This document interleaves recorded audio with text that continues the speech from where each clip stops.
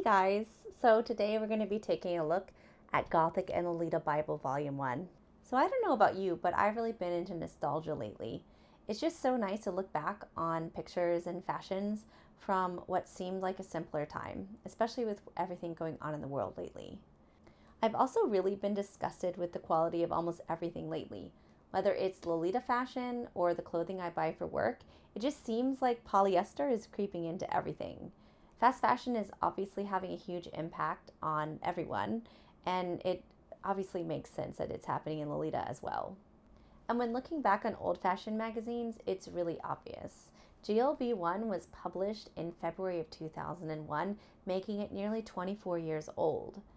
Having touched and handled some of these pieces myself, the quality difference is really obvious. So this got me thinking that it would be really fun to go through the GLB and make one sewing pattern from each. It's so easy as a working adult to just get involved with the collecting, consuming aspect of the hobby and to completely forget about DIY. So it's time to start consuming and time to start creating. So if you'd like to join me and get a feel for what was happening with Lolita in the past, I'd love to have you along. So before we begin, let's go ahead and take a look at the sewing patterns inside Volume 1. So the sewing patterns inside Volume 1 include an NAH Plus leather choker, a Victorian maiden skirt, an H Nauto skirt and necktie, a black piece now lace collar and an Elements crinoline or hoop skirt, and also a coffin-shaped bag. So for me, since we want it to fit seamlessly into my wardrobe, we're going to go ahead and make the lace collar. So let's go ahead and get started. So the materials we'll be needing for this project include our pattern, paper for tracing, a 90 centimeter by 50 centimeter cut of fabric, 120 centimeters of 7 centimeters lace, 90 centimeters of 6 centimeter lace, 90 centimeters of 3 centimeter lace, 2 buttons, and your matching thread. So after we finish cutting our fabric, we'll start by layering and pinning the lace together. I purchased lace that was already gathered to save myself the trouble of that step, but if you buy flat lace, you'll also need to gather the lace down to fit the edge of the collar. Be sure to layer the lace with the largest width on the bottom and the smallest on top.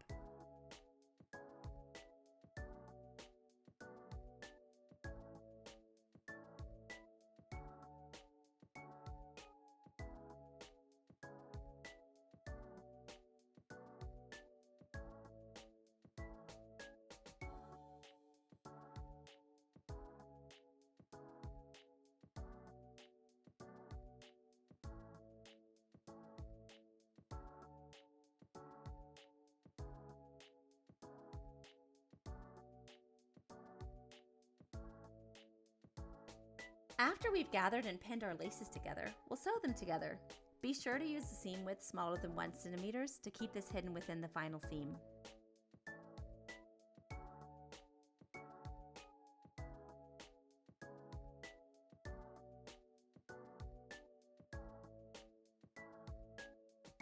Next, pin the lace to one piece of the collar. I also had to add some gathering stitches to help it fit nicely around the curve.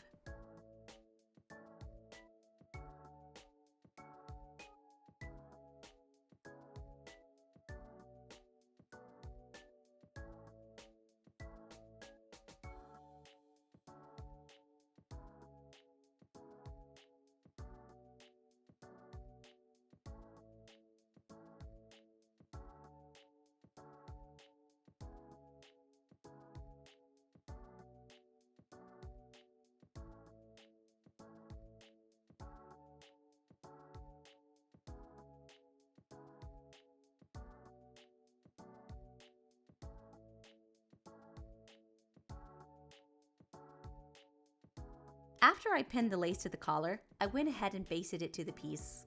As I'm no professional seamstress, I wanted to be sure that the lace was positioned correctly and that I wouldn't have any issues later.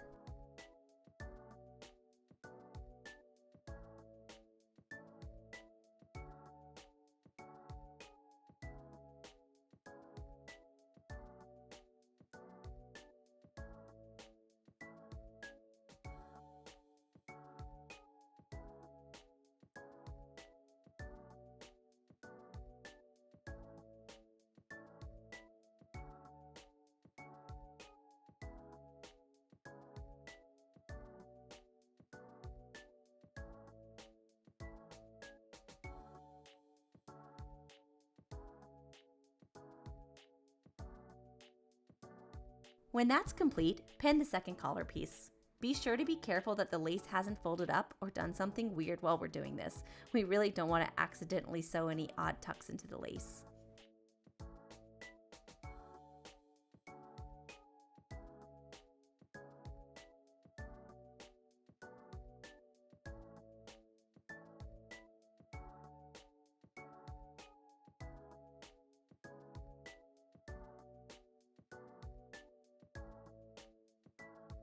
And we'll sew that when we finished pinning.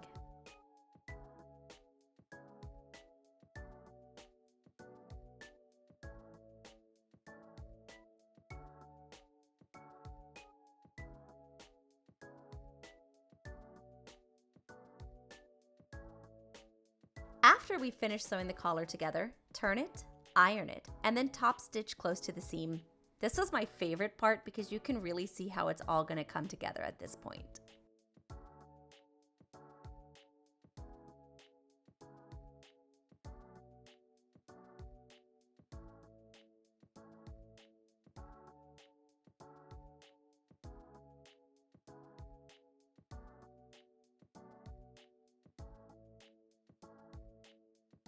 After we finish the collar, it's time to work on the collar stand. So we'll start by pinning it to prepare for sewing.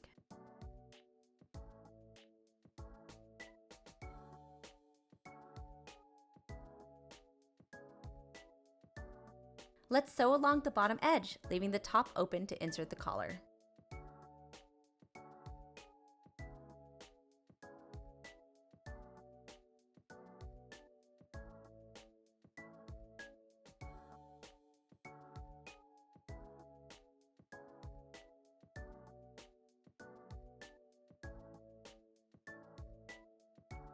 After we've sewn the stand, it's time to turn it and start attaching it to the collar.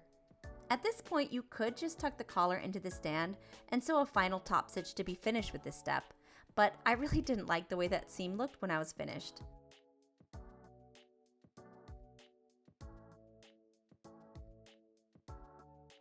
When we finish pinning, we'll sew.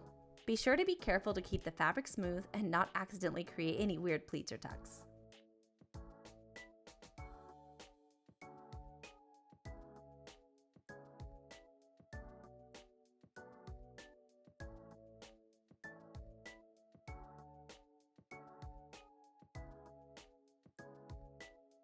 After sewing one side down, we'll close the collar stand by ironing 1 centimeter towards the inside of the collar seam and pinning it closed over the opening.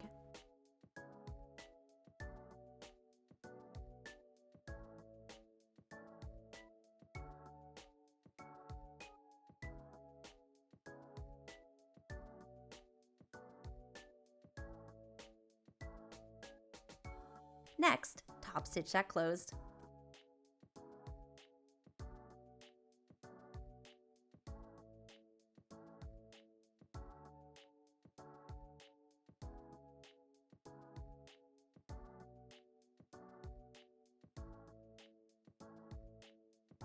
I top stitched from the other side of the fold to make sure it looked nice and ended up adding an extra line of stitches as I didn't get all of the fold the first time. You could finish the collar stand at this point, but I went ahead and top stitched around the bottom of the collar stand as well to keep things looking nice, as well as to add a little extra structure.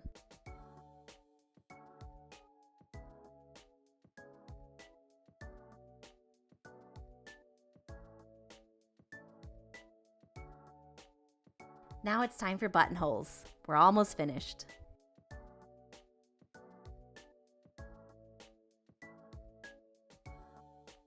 Finally, we'll stitch on our buttons. Honestly, aside from tying off thread ends, this is always my least favorite part of a project.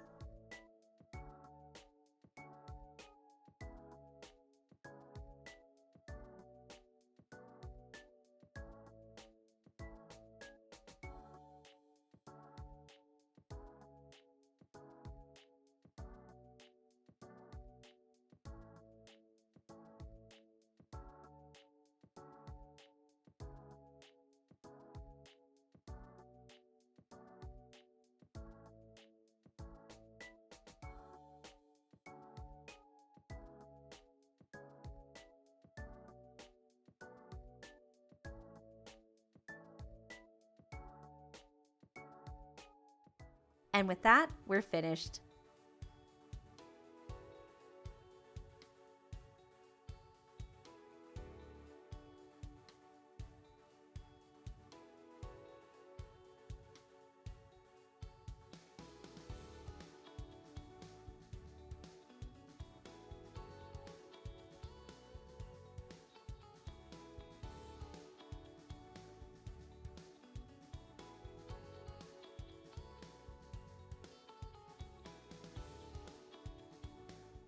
So we did it. So this project was rated as easy, and for the most part it was. But because I'm a little bit picky with myself, I went ahead and did something a little bit different. If I just tucked the lace collar into the collar stand, it would have gone much quicker. But honestly, I've really enjoyed making this so much, and I can just imagine so many possibilities. So that's the great thing with Lolita fashion, is that it's not a fast fashion. So we don't have endless cycles coming in and out. Things that were made 20 years ago or more are still relevant today. So especially if you go ahead and update them to suit what's trendy at the moment. Unfortunately, due to copyrights, I can't share this pattern with you, but if you check the description, I've left a link for a pattern for something similar. So if you made it to the end of the video, thanks so much for watching. If this video inspires you to make anything of your own, please be sure to share it with me in the comments. I love seeing what people make. And if you have any ideas for things you'd like to see in future videos, please make sure to drop those in the comments as well. So until next time, be sure to stay safe, happy, and hydrated.